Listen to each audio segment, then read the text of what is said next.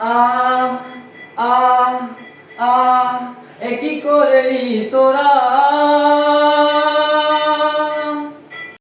আহ আহ আহ কি করলি তোরা। আল্লাহ তাআলা এত বড় দুনিয়াতে নবীজির উম্মত হিসেবে তোদেরকে দুনিয়াতে পাঠিয়েছে,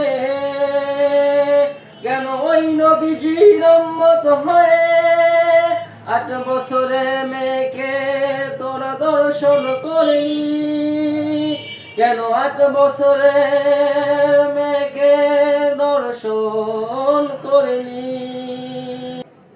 আল্লাহ তাআলা এত বড় দুনিয়াতে নবীজির উম্মত হিসেবে তোদেরকে দুনিয়াতে পাঠিয়েছে, কেন ওই নবীজির উম্মত হয়ে 8 বছরের মেয়েকে তোরা দর্শন করলি, কেন 8 বছরের মেয়েকে দর্শন করলি। আহ আহ আহ কি করলি তোরা, আহ আহ আহ কি করলি তোরা।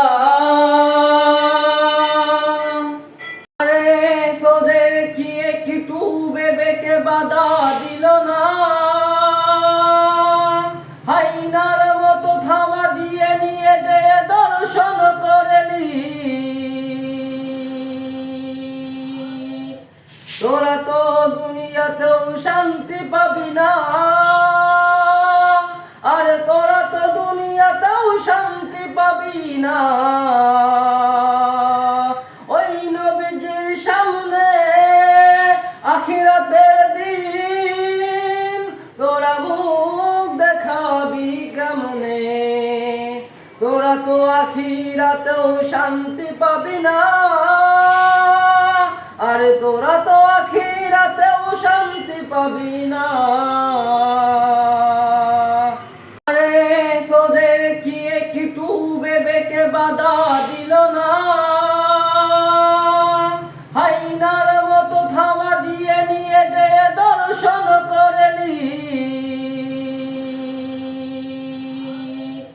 তোরা তো দুনিয়াতেও শান্তি পাবি না, আরে তোরা তো দুনিয়াতেও শান্তি পাবি না। ওই নবীজির সামনে আখিরাতের দিন তোরা মুখ দেখাবি কেমনে, তোরা তো আখিরাতেও শান্তি পাবি না।